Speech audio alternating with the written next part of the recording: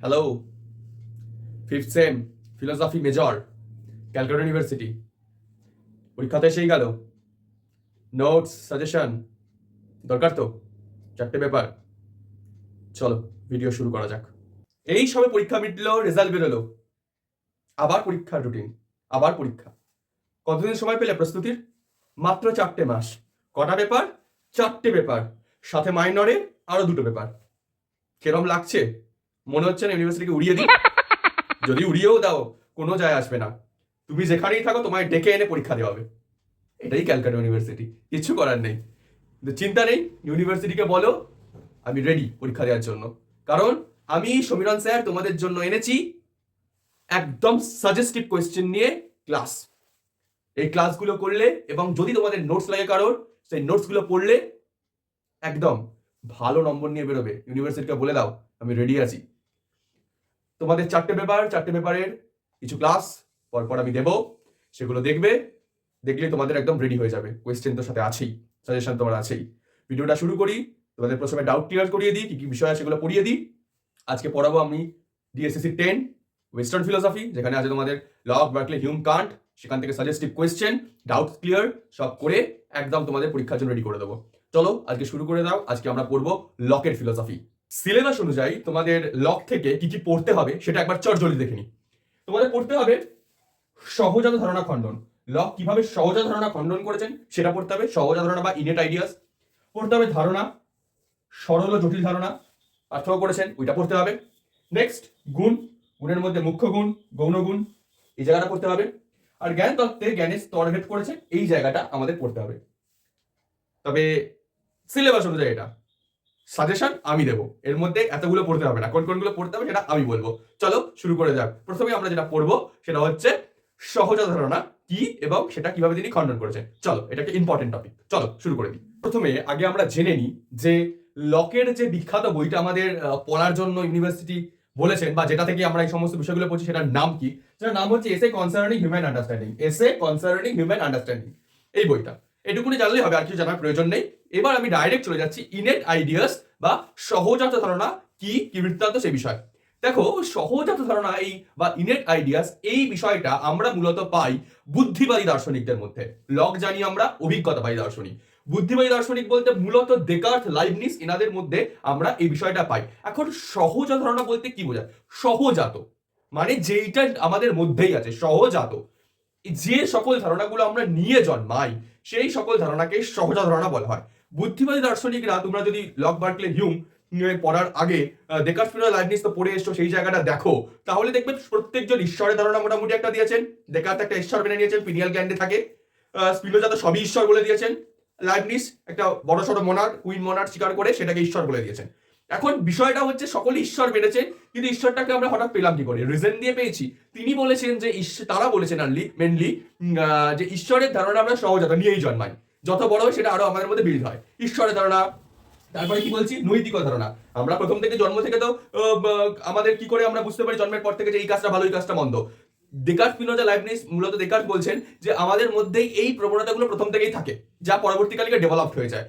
ব্যাপারটা বোঝার জন্যই বলি, ঠিক এমন অনেক রোগ আছে আমাদের যেটা আমাদের বাই বর্ন আমরা নিয়ে জন্মাই, যেন সুগার টুগার ইত্যাদিগুলো আছে। তো জন্মেই তো আমাদের সুগার হয়ে যায় না, বাবা মার থাকে, সেটা ছেলে মেয়েদের আসে। তো ছেলে মেয়েদের মধ্যে জিনটা থাকে সেই সুগার হওয়ার। তো সুগারটা হয় কিভাবে? জন্মে থেকে তো হয় না, যত বড় হয় তত গিয়ে বয়সকালে গিয়ে সেটা দেখতে পাওয়া যায়। তো ওইটা কি প্রবণতাটা নিয়ে জন্মায়, সুগার হওয়ার ওই জিনটা নিয়ে জন্মায়।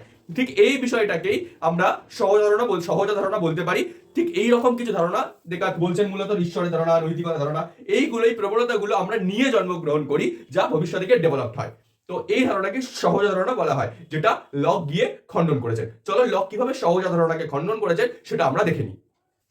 লকের যে বইটার কথা বললাম, এসে কনসার্নিং হিউম্যান আন্ডারস্ট্যান্ডিং, ওটাকে আমরা সংক্ষেপে এসে বলি। এই এসে গ্রন্থে তিনি প্রথমেই এই সহজাত ধারণাকে খণ্ডন করেন। তার বক্তব্য হচ্ছে তিনি তো অভিজ্ঞতা দার্শনিক, বুদ্ধিবাদীদের খুব একটা পছন্দ করতেন না। তাই জন্য তিনি প্রথমেই বলেন যে প্রথম যে পয়েন্টটা আমি লিখেছি এখানে, শিশু ও জড়বুদ্ধিদের কথা। এখন বিষয়টা হচ্ছে যে যদি এই রকম কোনো সহজাত ধারণা বা ইনেট আইডিয়াস আমাদের মধ্যে প্রথম থেকেই সেম ভাবে থাকতো সবাইকার মধ্যে, তাহলে তো সবাই সেম ভাবতাম। কিন্তু একজন শিশুর ভাবনা আর আমার ভাবনা কখনোই সেম হতে পারে না। আমরা অনেক ম্যাচিওর, শিশুর তখনও অত ম্যাচুরিটি আসেনি।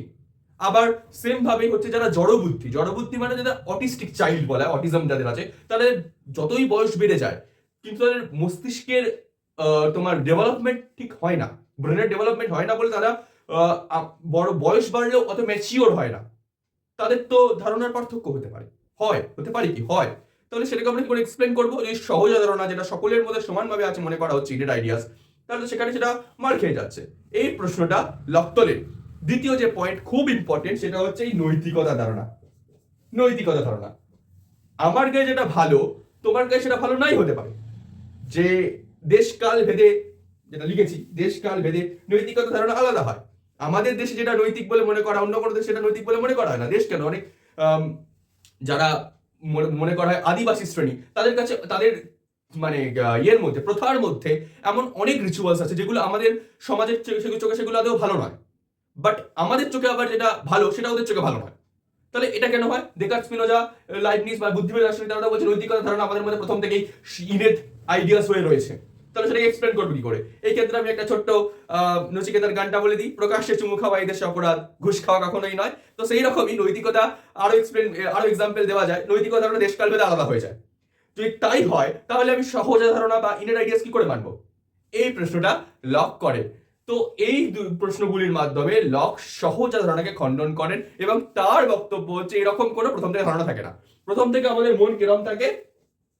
সাদা কাগজ বা ট্যাবুলা রাসা। সাদা কাগজ, অলিখিত সাদা কাগজ বা ট্যাবুলা রাসা। কিশোর কুমারের গান কোরা কাগজ, মনে পড়ে? ওই কোরা কাগজ বা অলিখিত সাদা কাগজের মতো মন থাকে।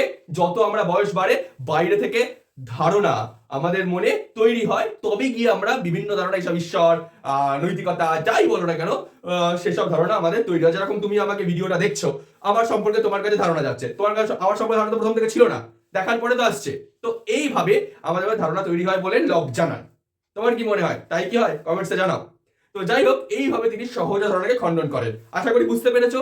নেক্সট আরো একটা পয়েন্ট, ইম্পর্টেন্ট টপিক আমি আজকে পড়িয়ে দেবো, সেটা হচ্ছে গুণ, মুখ্য গুণ আর গৌণ গুণ। চলো শুরু করে দেওয়া যাক সেটা। মুখ্য গুণ হচ্ছে সেইগুলো যেগুলো বস্তুর মধ্যে প্রথম থেকেই থাকে। ধরা যাক এইটা একটা বস্তু, রাস্টার, এটার মুখ্য গুণ হচ্ছে এটার আকার, আয়তন, এইগুলো হচ্ছে এইটার মুখ্য গুণ।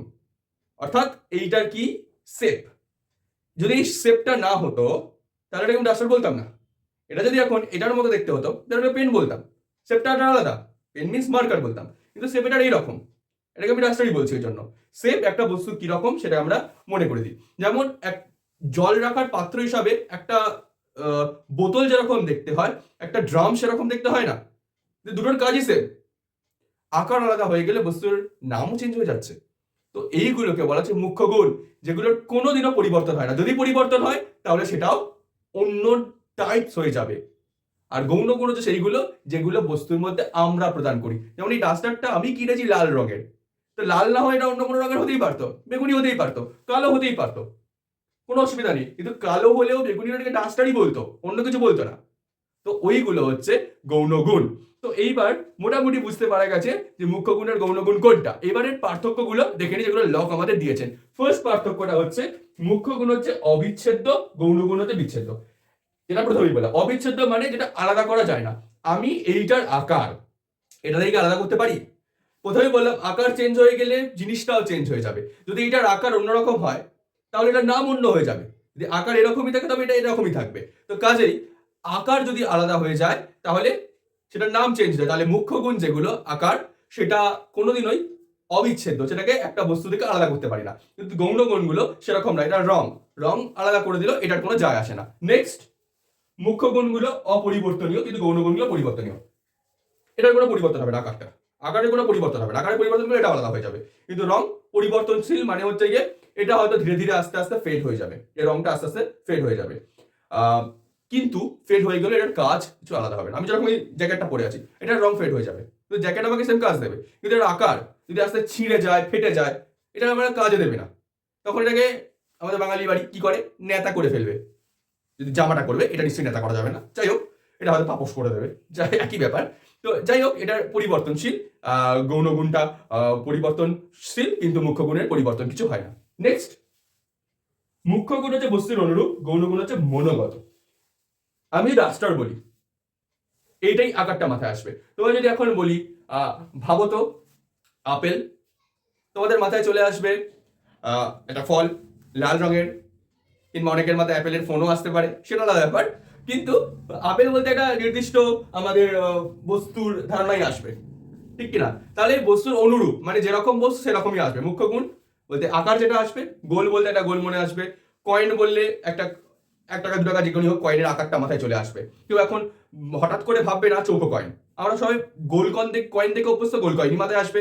তো আকার হচ্ছে বস্তুর অনুরূপ, কিন্তু যেইটা রং বা কিরকম রং হবে সেটা আমাদের মনোগত। আমি এটার রং আলাদা দিতে পারতাম, যেমন জামাটার রং এখানে সি গ্রিন বোধহয় এটাকে বলে, শেড কি হবে সেটা অন্যরা ভালো জানবে, এটা অন্য রঙের হতেই পারতো। আমরা মন দিয়ে রং দিতে পারতাম, যে মনোগত। তুমি এখন ভাবতেই পারো যে সবিরন স্যার সি গ্রিন কালারের নয় ব্লু কালারের একটা সোয়েট শার্ট পরে আছে, ভাবতে কোনো অসুবিধা নেই। কিন্তু তুমি ভাবতে পারবে একটা ডাস্টার যেটা দেখতে পেনের মতো, অসুবিধা হবে, অসুবিধা হবে ভাবতে, কিংবা সেটা আমাদের ঠিকঠাক কাজে দেবে না। তো কাজেই এটা বস্তুর মনোগত। তো গৌণগুণটা মনোগত, মুখ্য গুণটা বস্তুর অনুরূপ। এবার মুখ্য গুণের পরিমাপ করা যায়, গৌণ গুণের পরিমাপ করা যায় না। আকার, আয়তন, এটার লেন্থ কতটা এটা আমি স্কেল দিয়ে মাপতে পারি, এটার স্কেল দিয়ে মাপতে পারি, এটার ওজনটা মাপতে পারবো, কিন্তু রংটা কি করে মাপবো? গৌণগুণটা মাপতে পারা যায় না। এই হচ্ছে লকের মুখ্য গুণ আর গৌণ গুণের পার্থক্য। তাহলে আশা করছি বোঝা গেছে। এবার ডাইরেক্ট আমরা চলে আসি এই লক থেকে সাজেশনে। চলো সাজেস্টিভ কোয়েশ্চেন কি আছে এবার চট করে দেখে নিই। অপেক্ষার অবসান, তোমরা যার জন্য মেনলি অপেক্ষা করে আছো সেটা হচ্ছে লকের থেকে কি কোয়েশ্চেন্স গুলো আসবে। সাজেশন, এই সাজেশন হচ্ছে এই 3টে কোয়েশ্চেন। সহজা ধারণা কি, লক কিভাবে তা খণ্ডন করেন, পড়িয়ে দিলাম এই মাত্র। দ্বিতীয় হচ্ছে মুখ্য গুণ গৌণ গুণের পার্থক্য তিনি কিভাবে করেন, পড়িয়ে দিলাম। এই পার্থক্যটা বার্কলের আপত্তি, বার্কলের আপত্তি। সময়ের অভাবে এটা আমি পড়াতে পারিনি। তোমাদের যদি নোটস লাগে বলছি কি করতে হবে। লাস্ট, লক কিভাবে জ্ঞানের স্তরভেদ করে। লকের জ্ঞানের স্তরভেদ আছে, তিনি জ্ঞানকে কয়েকটি ভাগে ভাগ করেছেন, সেই ভাগগুলো একটি তোমাদের ইম্পর্টেন্ট কোয়েশ্চেন। তোমাদের আশা করব এই নোটগুলো, মানে আজকে যেটা বললাম সেটা বুঝতে পেরেছো। এবার এইগুলো যদি নোট লাগে তোমার, তাহলে তুমি হোয়াটসঅ্যাপ নাম্বার আমি দিয়ে দেবো স্ক্রিনে, এই কোডটা লিখে একটা SMS করবে। কি code? Note DSCC 10, note DSCC 10 বলে একটা হোয়াটসঅ্যাপ করবে, তোমার সাথে যোগাযোগ করে নেওয়া হবে। তোমার যদি নোট লাগে তাহলে এটা করবে। আশা করি আজকের ভিডিওটা ভালো লাগলো।